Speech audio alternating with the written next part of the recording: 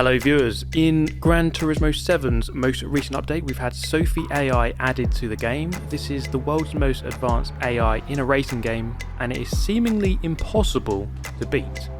You can see here I managed to draw it into a mistake, but that was a rare occurrence. It was very difficult to get ahead and stay ahead of this artificial intelligence. It was very strange racing against it, but would I be able to stay ahead of it? Or would I have to resort to some very dodgy tactics in order to win? Let's take a look then. This is the new Race Together mode that was added in update 1.29, and with it you get 4 different races against this AI. Tsukuba, Alsace, Trial Mountain and Suzuka, and then you have 4 difficulties with which to race against it, each one getting progressively more difficult of course. But we are going to kick this one off with the first race at the lowest difficulty to see the progression of this Sophie AI and see how easy it is or not easy it is to beat. So you can see there's these emotes that come up and they're pretty much the artificial intelligence sort of reacting to your driving, and it's quite curious to see. For this first race, they give you a massively overpowered car, and so my car is quicker than all of theirs, so I should theoretically be able to beat them quite easily, and that's been pretty much the case for this first one. As you can see, they're winning by 17 seconds. On to intermediate, and it wasn't too much of a different story, but what I wanted to try here is sending Sophie Vert into the Shadow Realm, as you can see, and boom, I'm not sure they were too keen on that, as you can tell by the emote, but it was another easy win, and we're going to move on to Expert to see how difficult this one is. So as the difficulty goes up, the overpoweredness of my car goes down, so my car is actually not as quick as it was in the lesser difficulties, so this gets harder in that sense. Up the inside of Vert, easily past Rouge here, and then that leaves Blue. Now this one was quite interesting, look at this, right, because going into this little chicane, the AI moves over and makes it really difficult for me. I mean, its car is slower than mine, I should be able to get past easily, but it made me really think twice about going up the inside, and it's really quite amazing that that is not a human, that is actually just a robot racing against me. And this is going to revolutionise the way we play this game, I think, because it really does feel very human-like. But crossing the line, we did manage to win, albeit quite close that one. The guy in second was not too far away. But now it's time to race against Violette, the most powerful of the 4 AI, in a 1v1. You can see here, even cars, 470 pp between us. So let's see how we fare against the fastest AI in equal conditions. And, well, immediately, it's not going very well at all. Violette gets a incredible perfect launch and goes immediately into first place.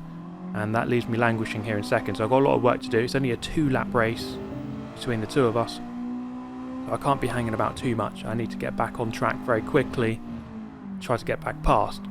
As you can see here, I'm driving what I would consider to be my best. I'm driving pretty well here, maximising all of the corners, maximising the track width, getting on the power nice and early. But even still, there is nothing I can do to keep up with this Violette, Sophie Violette. Very quick indeed, and it is so difficult. And that's pretty much the first lap done, and all I've done is watch Violette disappear into the distance, and that's pretty much all I did for the next lap, as the gap got increasingly bigger and ended at 2.2 seconds, finishing in second place. I knew that the only chance I had was to get a good launch, so I used traction control off of the line, get into the lead, and then protect the lead for 2 laps. It's clear that I was not quick enough. Even with practice, I think I would not be able to match the speed of Violette. I had to play this one tactically, get in front, stay in front, defend at all costs, and do whatever it takes to stay in front. That's the only method I can think of to win. Now, Tsukuba, it's a fairly tight track, as you can tell from the past couple of races. So this wouldn't be too hard, at least I thought it wouldn't. So let's see if I can do it. Now coming down towards this hairpin, you can see the gap, and as we look behind, the AI never gives you a moment to breathe. It is always right on your tail, waiting for any gap, waiting for any mistake to be made, and it's going to pounce.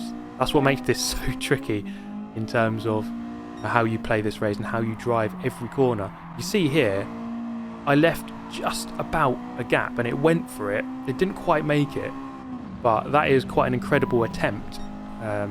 Something that probably a human wouldn't really be able to judge that well. So it really was quite incredible to see that. But into the first corner, staying in front, just one more lap or less than a lap now to try to stay ahead of Violette. And you see there, I managed to stay in front, only just. Into the hairpin I went slightly defensive, making sure that I didn't open up a gap on the way in or on the way out. And with one corner left to go, I was very conscious of what it did on the previous lap, so I was going to drive a much more narrow line, head towards the white line, stay on the inside, do not leave as much as a gap as I did on the previous lap. And I've managed to do it. We're going to win against the top level AI, and looking at the replay was quite interesting. This was the move it had tried at the end of lap 1, barely any gap, and it went for it and it almost managed to pull it off. But let's move on to Alsace Village in the Skyline, the second race. We're going to move straight to the expert difficulty level and see if we can beat it. So it's a new car to get used to with a new track. This one, the Nissan Skyline R32, lots of power, not as much grip as I would have liked. But this one is going to be really difficult in the 1v1 because this track is incredibly wide, and so defending against a fast AI is going to be a real challenge. Now this moment was quite interesting. Sophie Rouge there on the right hand side. I tried to go around the outside, there's a bit of contact and it slams itself back up the inside, which was really interesting. And I thought I would test the versatility of the AI here by turning left into a right-hander, and boom, into the wall they go. And actually Violette gets caught up in the accident. And I just wanted to see really if you can kill the AI. Probably starting World War III. The robots will not be too kind to me once the war goes down. But here we go then, the equal conditions race, the 1v1, same car. Let's see if we can beat them around this track. I'm predicting this track will be much harder than Alsace. And my prediction came true here. As we're going to turn 1, it found a gap and it went for it and got through, albeit with a tiny bit of contact. And I spent the rest of the race watching it disappear into the distance. As you can see here, 7.6 seconds at the end of 2 laps. That is so much quicker than me, more than 3.5 seconds a lap. This is a replay of that overtake, and it was a mega overtake, a bit of contact. So it would be quite hard to tell if that would go down as a penalty in reality, but still, we went for that gap. I had to play it a bit more narrow on the next attempt, as you can see, in order to stay ahead. But this is a good example of how hard it is to defend on this circuit, because it's so wide and you leave car width from the inside, it'll go up the inside on the way in, but then if you go into narrow, it will overtake you on the way out. So it's really tricky. Up the inside we go. I'm going to try to get this position back, because I think if it gets a decent gap in front of me, there is basically zero chance that I will be able to win the race. And so I basically have to desperately send it up the inside in the attempt to get the lead back. But you can see here I failed miserably in my attempt, and I could only resort to sending them into another dimension, as you can see. But that is not a fair way to win, so we restarted. We're going to try again. Can we run them wide? Can we usher them towards the outside of the track? Yes, we can. And this was quite weird because it reacted in a very strange way, as you can see. That's definitely something a human player probably wouldn't do. At least I wouldn't expect them to do that. And as a result of that, you can see the gap went up to like 9 seconds. But for me, I wanted to try to beat it in a much more fair way. You know, I have some level of sportsmanship and morality. But here, I made one error going a little bit wide on the apex, and it fully capitalised by performing a textbook old switcheroo. And so this made me quite desperate coming down the hill into this big braking zone, and boom, braked probably 20 metres too late into the wall. Boom, there we go, we are dead. And on the next attempt, it was a little bit better because I managed to survive the first lap here, as you can see. And that was a truly difficult lap to survive, defending every corner on the way in, on the way out, making sure you do not misjudge a single braking zone, otherwise you are going to get overtaken. Now I forced it to the outside here, and I think that is a really good tactic. I tried to run it wide. It's exactly what I did. It had part of its car alongside, and I forced it wide, and it seems to not like that at all. So twice now I've run it wide, and it's kind of had a weird moment on the exit. So I managed to win the race, albeit with a slight taint to it, given that the circumstances of running it off the circuit. And as you can see, this is what it looked like. It's kind of one of those weird moments. It definitely had a good portion of its car alongside, but I decided to send it into the grass, and there you go. Trial Mountain is up next, and again this one would be really tricky because this car is it's not easy to drive, doesn't have too much grip, and the brakes aren't too good. So judging every braking point would be very, very difficult. I started this one by crashing approximately 8 billion times, and don't worry, I did count. It was quite close to 8 billion. So what I thought I'd do is not do the 1v1. I'll do the expert level first to try to learn the car to some extent and to boost my own confidence at beating the robots. And that's exactly what happened. It was a real morale booster there, and the war against the machines was turning back in favour of the humans. And I worked out how to get in front of the AI. Start with traction control, and what I was doing here was running it narrow.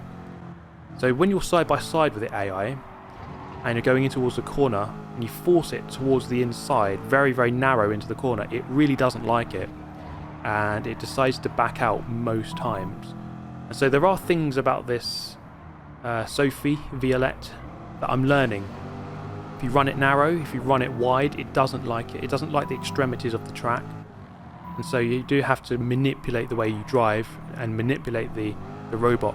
But then again, I suppose in real life, you're trying to do that to your human counterparts.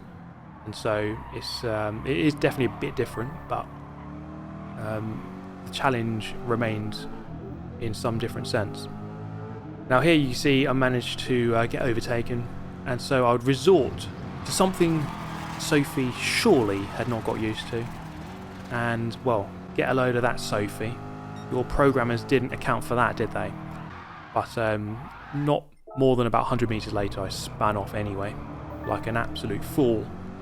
And here, this was quite a funny moment. I went in for the kill, and it turned away and managed to avoid me, leaving me looking at this incredible bush. On my next attempt, let's see what we can do. One traction control off the line. That seemed to be the method.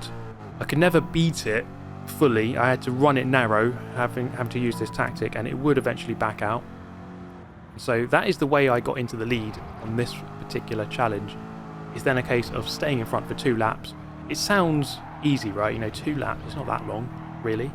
But when you're under pressure, every corner, every braking point in a tricky car, it really isn't too simple at all. You do have to kind of adjust the way you drive, and it's almost like you shouldn't drive at your absolute fastest. You should almost hold off a little bit just to protect the inside and really make sure you don't give it any openings.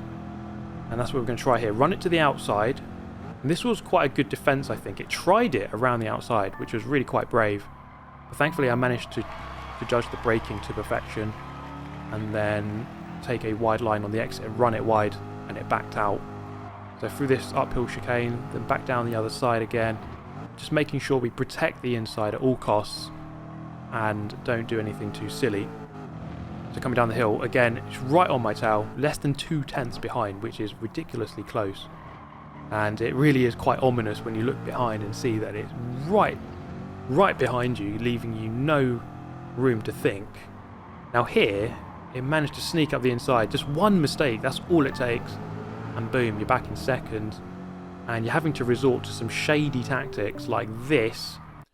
And it's at this point that all morality and any sense of sportsmanship I once had went completely out the window. But that is what Sophie does to me. It has this effect whereby I feel like I'm very desperate and I have to resort to such methods in order to win. And I did win, but it's a completely unfair, tainted victory. So you be the judge of whether or not that counts or not. I would say it really doesn't. So I think I'll have to revisit that challenge and try to do it properly. But we are going to move on to the fourth race of the 4. This one was in Group 4 around Suzuka. This one would be really interesting.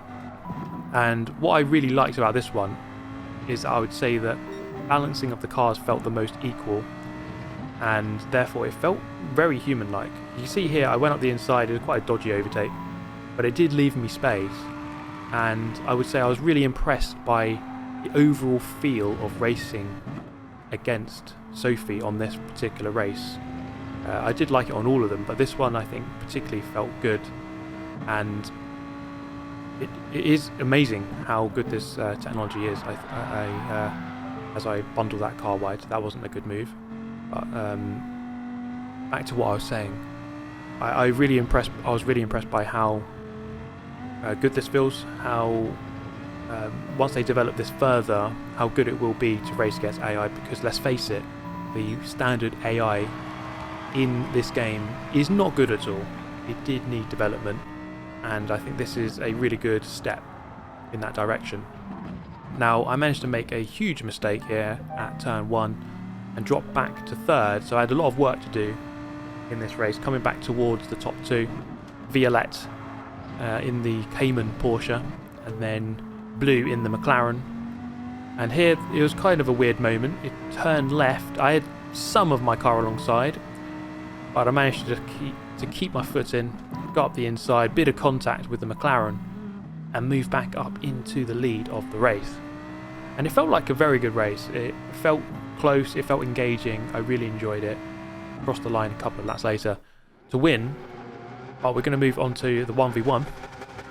And looking at the circuit, the car type, I felt like this one could be slightly easier, albeit that attempt didn't go to plan.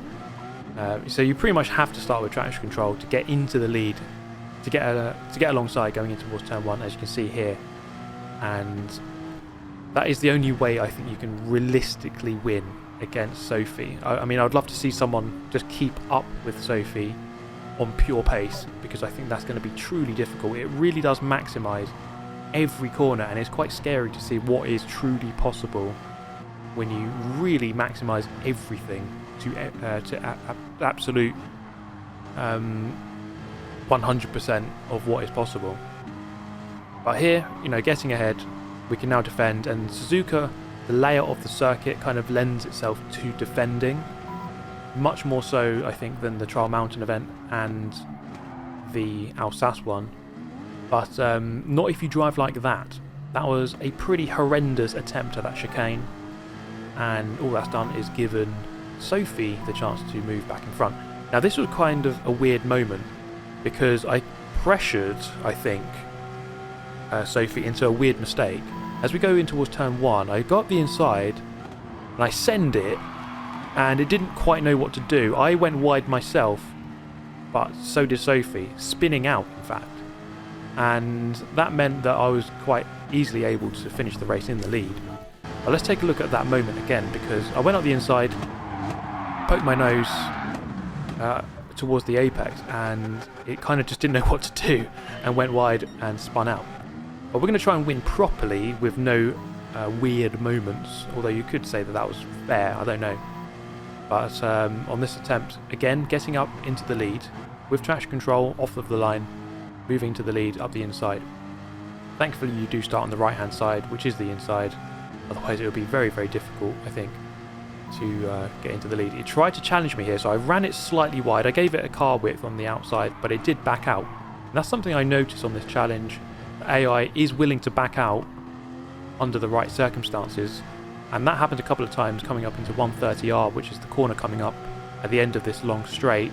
It wouldn't always challenge in a way that a human player would. I felt like it was quite sensible in that. So as you can see, as I move over to the right hand side, it doesn't quite go for this move into 130R, and that was really interesting to see. It was very good to realise that actually this AI, it isn't going to go for every move at every corner. It would only do it if it really thinks it can make it quite cleanly, or at least mostly clean. There were some moves in the earlier races where it would push its way past to some extent. But this is something that I was thinking about with the future of Sophie, because I would have thought they could develop it in such a way that you could adjust its aggression and its speed, or at least it would adjust itself towards you by judging how quick you are. And I think that's a really cool and promising way to be able to race against the artificial intelligence rather than a human. And I think this is a really positive first step, so I'm really interested to see how this develops from here going into the future. Now, another example of how the Sophie Violette here wouldn't go for a move if it didn't think it was right is, again, going into 130R on the subsequent lap. As you can see, it moves onto the right hand side, it has a nose alongside, but I chop across as it didn't really have a significant portion of its car next to me, and so as I cut across, it did decide to back off, and that was quite interesting to note. And it isn't just going to stay in a stupid position for no reason. It will back out if it thinks it's in the wrong, and that was really cool to see. Ultimately, I did bring it across the line to win the Suzuka race, and therefore all 4 of the races. But let's face it, Alsace and Trial Mountain were a bit questionable in the manner in which I managed to win. But that is my first look at Sophie. This was a really cool addition to the game. I really enjoyed it and look forward to more. But what I would say is, in our war against the machines, it doesn't look promising for us humans. It looks like the robots have taken a very strong initial step. And on that sad note, thank you so much for watching. I shall catch you next time. Goodbye.